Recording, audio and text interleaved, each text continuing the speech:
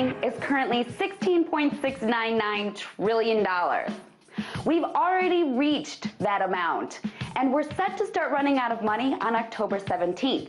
So if we don't raise our debt limit by then, we default on our debts and our checks start bouncing. The U.S. Treasury issued a report saying in the event of a default, the U.S. economy could be plunged into a recession worse than anything we've seen since the Great Depression. That would be terrifying, except for the fact that this happens over and over again.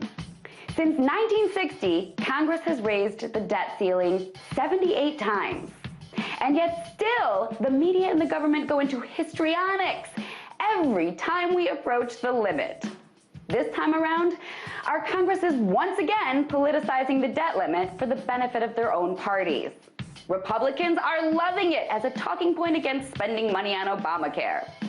Democrats are loving it as a talking point against the big baby that the Republican Party has become. In all of the hysteria, people have started to call on President Obama to invoke the 14th Amendment to bypass the debt limit altogether.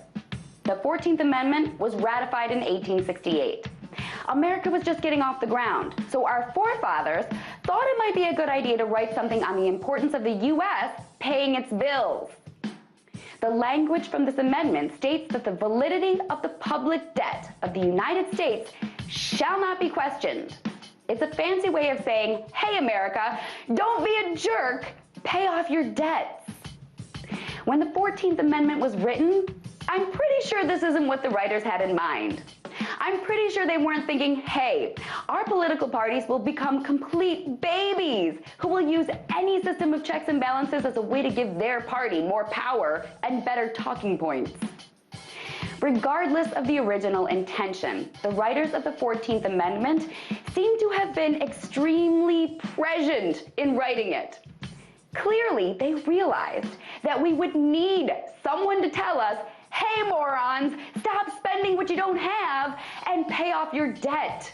Think about your grandchildren and the debt you are forcing them to inherit. Too bad 250 years later in the U.S., we neither care about the future of our grandchildren, nor do we care to heed the wisdom of our grandfathers. Our spending knows no limits.